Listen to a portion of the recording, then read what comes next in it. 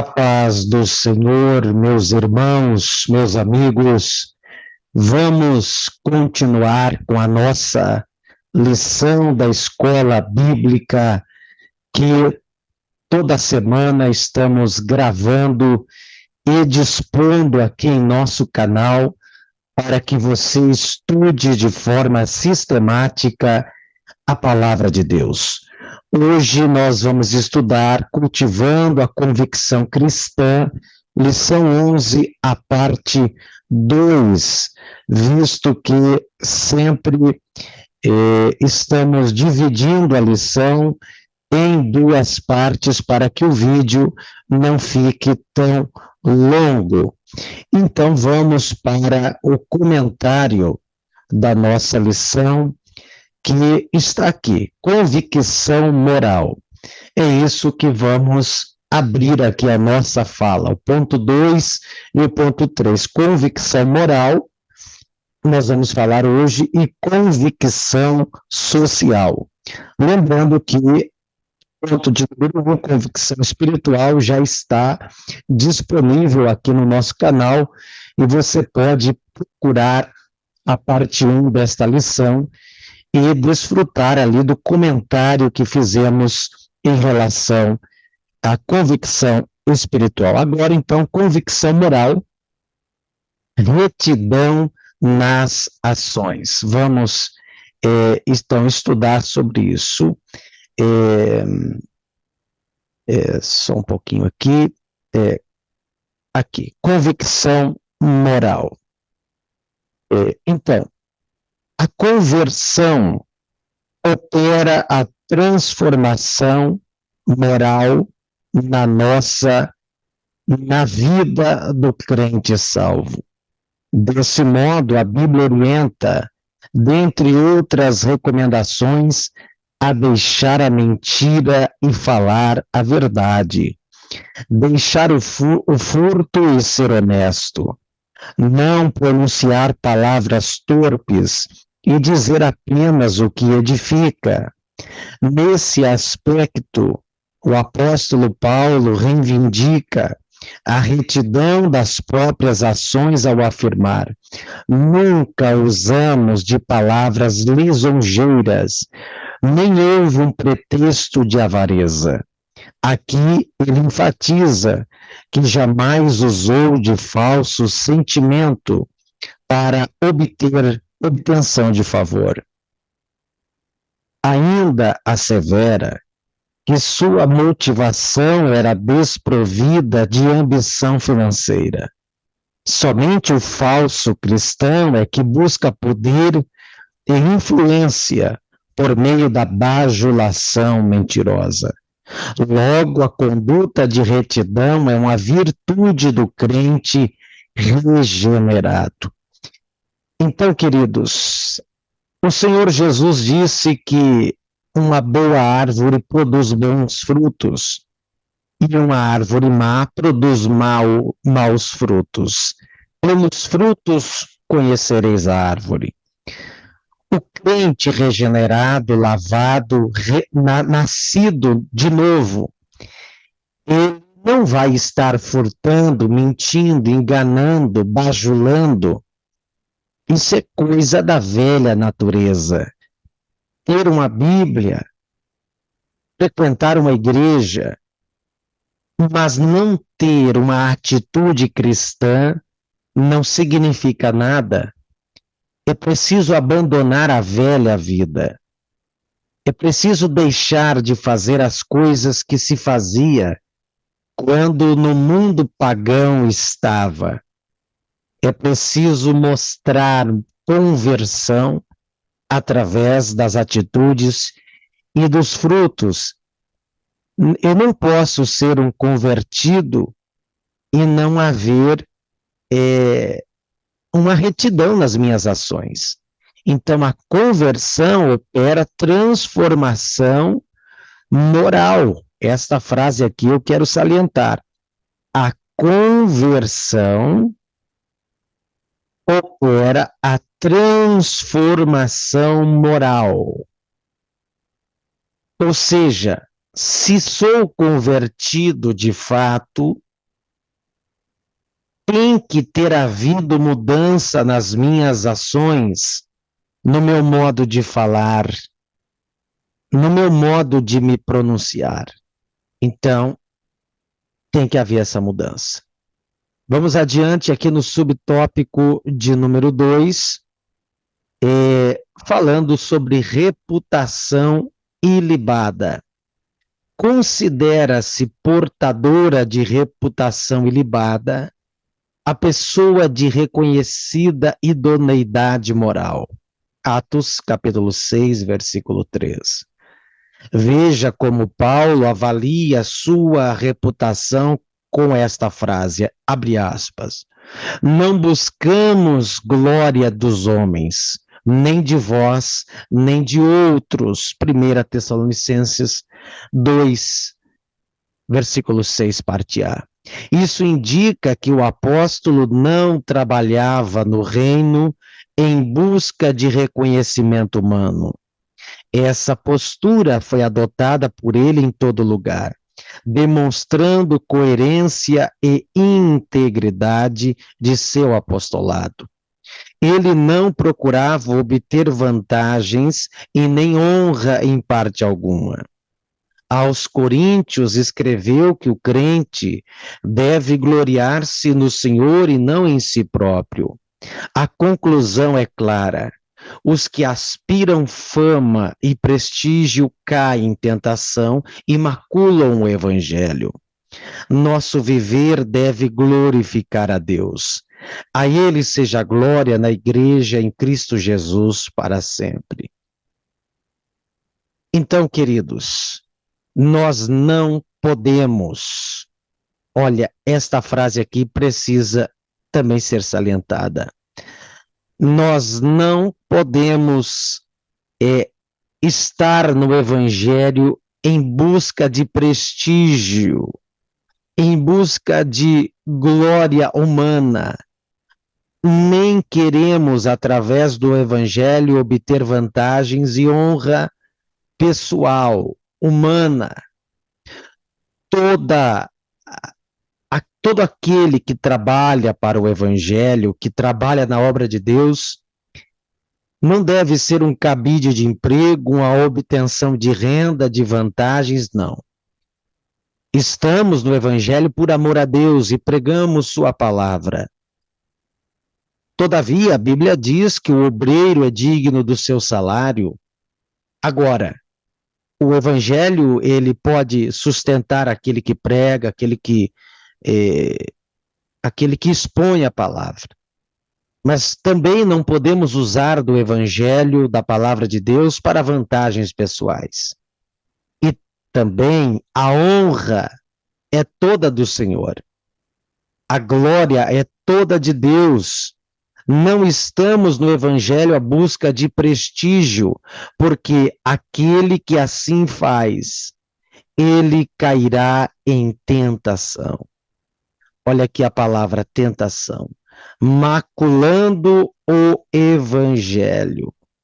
Quantos estão maculando, deturpando a obra de Deus porque buscaram de forma carnal, interesseira, beneficiar-se da palavra de Deus? É preciso ter uma vida irrepreensível. O adjetivo irrepreensível denota uma conduta que não pode ser censurada. Nesse contexto, o apóstolo invoca a Deus e a igreja em Tessalônica como testemunhas de sua postura santa, justa e irrepreensível. Essas designações implicam obediência nas questões morais, atitude de retidão exemplar e conduta sem motivação alguma de reprovação. Denotam o padrão de comportamento para com Deus e para com os homens e para consigo mesmo. Ciente da influência que sua vida exercia sobre os fiéis, o apóstolo diz: para vos dar em nós mesmos exemplo para nos imitardes. Então, queridos, é importante é importante o que está escrito aqui, para não vos dar em nós mesmos exemplo para nos imitares. Assim, o grau de comprometimento adotado pelo crente com os valores do reino é o reflexo do nível de sua comunhão com Deus. Olha só que frase bonita. O grau de comprometimento adotado pelo crente com os valores do reino é o reflexo do nível de sua comunhão.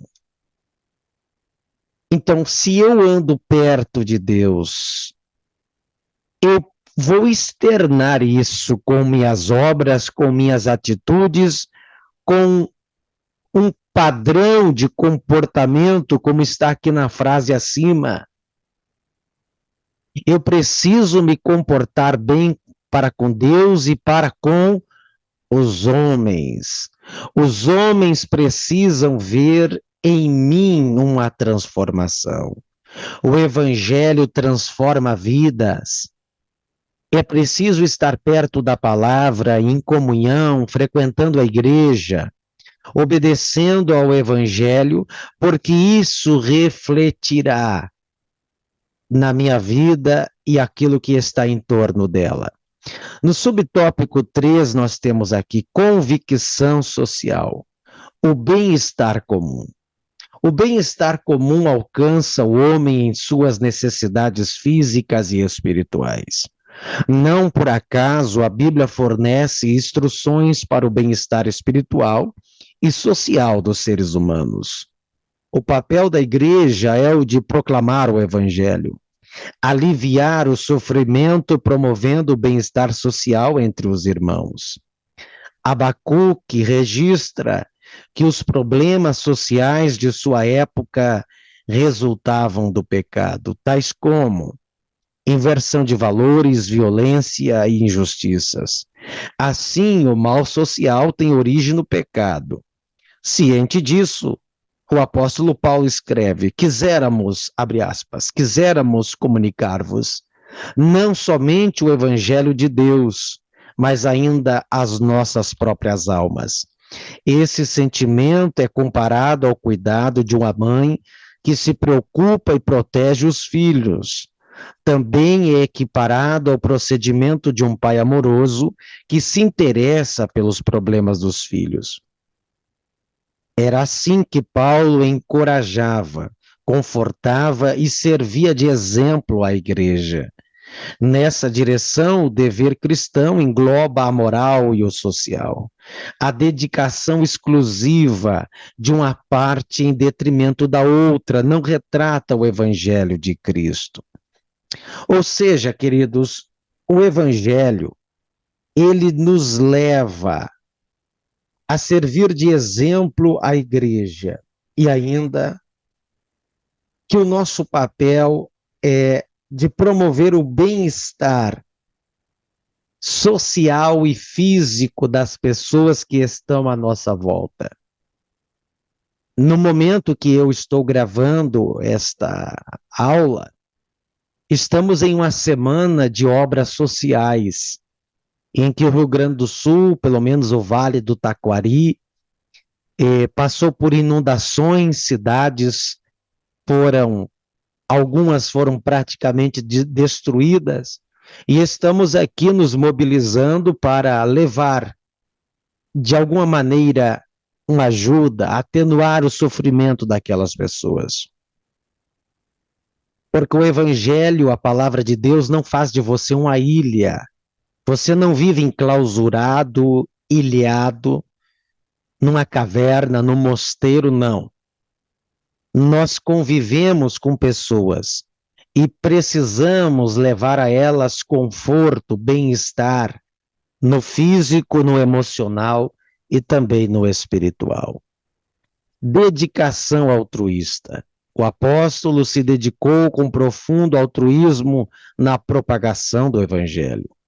Apesar do direito inerente ao seu apostolado, ele decidiu nada receber. ainda que podíamos, abre aspas, como apóstolo de Cristo, servos pesados. Assim sendo, para prover o necessário sustento, o apóstolo valeu-se do seu ofício de fabricante de tendas. Acerca disso, recordava aos irmãos do seu trabalho e fadiga, pois trabalhando noite e dia para não sermos pesados a nenhum de vós. Para não se tornar um fardo para a igreja, ele se desgastou numa atividade laboral extenuante. Aqui é importante ressaltar que a Bíblia não condena a provisão financeira para os obreiros, pois o próprio apóstolo escreveu que, abre aspas, aos que anunciam o evangelho, que vivam do evangelho, fecha aspas, 1 Coríntios 9,14, e que, abre aspas, digno é o obreiro do seu salário, fecha aspas, 1 Timóteo capítulo 5, versículo 18. Então, queridos, o apóstolo Paulo, ainda que quando ele estava fundando a igreja em Tessalônica, ele obrigou-se a trabalhar de forma extenuante para se autossustentar e não trazer um fardo para os recém-convertidos tessalônicos. Isso não significa que isso seja um padrão, pois o mesmo Paulo ensinou que aqueles que anunciam o evangelho, que vivam do evangelho, ele falou aqui, é lícito aos que pregam o evangelho, aos que ensinam, aos que pastoreiam sobre vós, que vivam do evangelho. Ele disse, é digno, é obreiro do seu salário. Deus não deve nada para ninguém.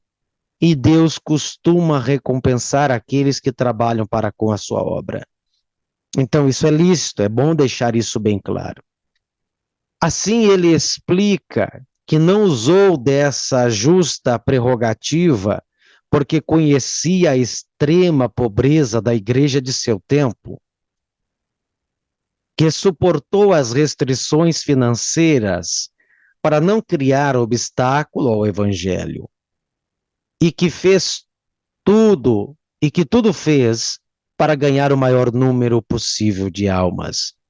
Nesse sentido, aprendemos que o amor sacrificial é o trabalho voluntário e desprendido são essenciais para o crescimento do reino e devem fazer parte de uma profunda convicção cristã, como contraponto claro ao espírito da Babilônia, que é o oposto do altruísmo cristão.